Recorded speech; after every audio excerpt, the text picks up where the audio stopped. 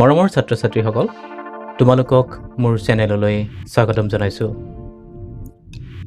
তোমালোকে বাৰু কেতিয়াবা শুনিছানে যে অসমৰ কোনোবা ৰিক্সাৱালা, ঠেলাৱালা বা অন্য যাক আমি সাধাৰণতে খুব নিম্নমানৰ কৰ্মী বুলি জ্ঞান কৰোঁ, সেইসকলৰ ভিতৰত কোনোবাই তেওঁলোকৰ কোনোবা সন্তানে IAS বা IPS পৰীক্ষাত উত্তীৰ্ণ হৈছেনে?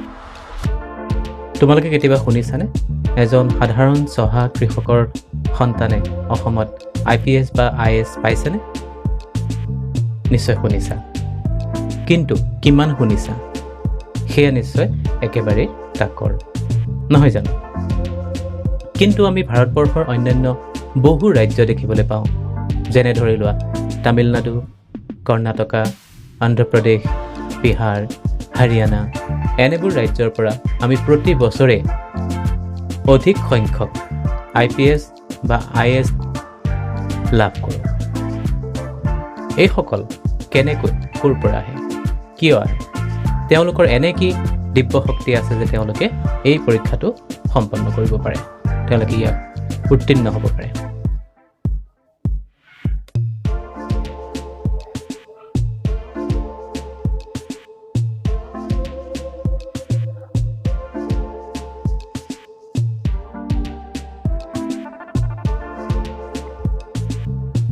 সাধাৰণতে দেখা যায় আমাৰ যিসকল ছাত্ৰ ছাত্ৰী আছে তেওঁলোকে মেট্ৰিকৰ সময়তে এটা সিদ্ধান্ত লয় তেওঁলোকে কি হ'ব, আৰু সেয়া হৈছে তেওঁলোকে হয় চিকিৎসক হ'ব, নহ'লে তেওঁলোকে অভিযন্তা হ'ব। এই দুটাৰ ভিতৰতে তেওঁলোকে অধিকে বাছি লয়। কিন্তু যেতিয়া আমি অন্য ৰাজ্যবোৰৰ কথালৈ যাওঁ তেতিয়া দেখিবলৈ পোৱা যায় তেওঁলোকৰ ছাত্ৰ ছাত্ৰীসকলে সাধাৰণতে অসামৰিক সেৱাৰ প্ৰতি আগ্ৰহী হয়। এই অসামৰিক সেৱা তেওঁলোকে কিয় বাছি লয়? কাৰণ অসামৰিক সেৱাৰ প্ৰতি তেওঁলোকৰ যথেষ্ট শ্ৰদ্ধা আছে। তেওঁলোকে জানে যে অসামৰিক সেৱাৰ দ্বাৰা কি কি কৰিব পাৰি। অসামৰিক সেৱাৰ দ্বাৰা আমি সমাজৰ সকলো ক্ষেত্ৰৰে উন্নতিৰ কাৰণে কাম কৰিব পাৰোঁ, আমি নিজকে উৎসৰ্গিত কৰিব পাৰোঁ। আমাৰ ছাত্ৰ ছাত্ৰীসকলক অনুপ্ৰাণিত কৰিবৰ কাৰণে মই এই ভিডিঅ'টি প্ৰস্তুত কৰিছোঁ। তোমালোকেও চেষ্টা কৰা।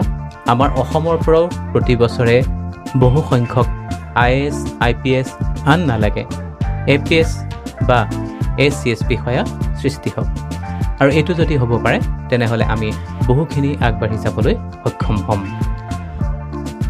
ইয়াৰ বাবে তোমালোকে যেতিয়া নৱম দশম শ্ৰেণীত থাকিবা তেতিয়াই সিদ্ধান্ত ল'বা। তোমালোকে সাধাৰণ জ্ঞান, অন্যান্য বা বাতৰি, সাম্প্ৰতিক সময়ৰ ঘটনাৱলী এইবোৰৰ অধ্যয়নৰ ওপৰত গুৰুত্ব আৰোপ কৰিবা। তেতিয়া দেখিবা তোমালোকে এই ক্ষেত্ৰখনলৈ যাবলৈ তোমালোকৰ বাবে সহজ হৈ পৰিছে। এটা কথা ভুল নুবুজিবা, ইয়াৰ বাবে অত্যাধিক মেধাৱী হোৱাৰ কোনো প্ৰয়োজন নাই। মেধাৱী হ'ব লাগিব, কিন্তু ইয়াৰ বাবে লাগিব কেইটামান কথা। সেয়া বুদ্ধিমত্তা, ব্যক্তিত্ব আৰু আত্মবিশ্বাস।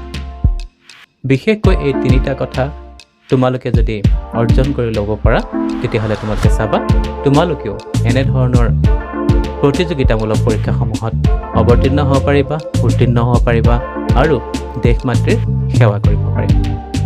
আশা কৰোঁ এই ভিডিঅ'টোৰ পিছত তোমালোকে নিজকে কিছু প্ৰস্তুত কৰিবা আৰু নিজৰ লগতে আমাৰ অসমৰো নাম কৰিবলৈ সমৰ্থ হ'বা। পুনৰ কৈছোঁ, মনত ৰাখিবা তোমালোকক লাগিব অলপ সাধাৰণ জ্ঞান, বা বাতৰি, সাম্প্ৰতিক সময়ৰ ঘটনাৱলী এইখিনি অধ্যয়ন কৰা এক মানসিকতা। নিজকে প্ৰস্তুত কৰিবা। নৱম দশমমান শ্ৰেণীত থাকোঁতে তোমালোকে সিদ্ধান্ত ল'বা কি হ'বা, আৰু সদায় নিকা ভাৱমূৰ্তিৰে কষ্ট কৰিবা, পৰিশ্ৰম কৰিবা। নিশ্চয় তোমালোকে আগবাঢ়ি যাবলৈ সক্ষম হ'বা। ধন্যবাদ। ভিডিঅ'টো কেনে পালে জনাবা, আৰু লগতে তোমালোকৰ কিবা জানিব লগা থাকিলে কমেণ্ট বক্সত লিখি দিবা। আজিৰ ভিডিঅ'টো ইমানতে সামৰিছোঁ। এই চেনেলটো অধিক বা বাতৰি পাই থাকিবৰ বাবে তোমালোকে ছাবস্ক্ৰাইব কৰিবা, লাইক কৰিবা আৰু শ্বেয়াৰ কৰিবা। Thank U.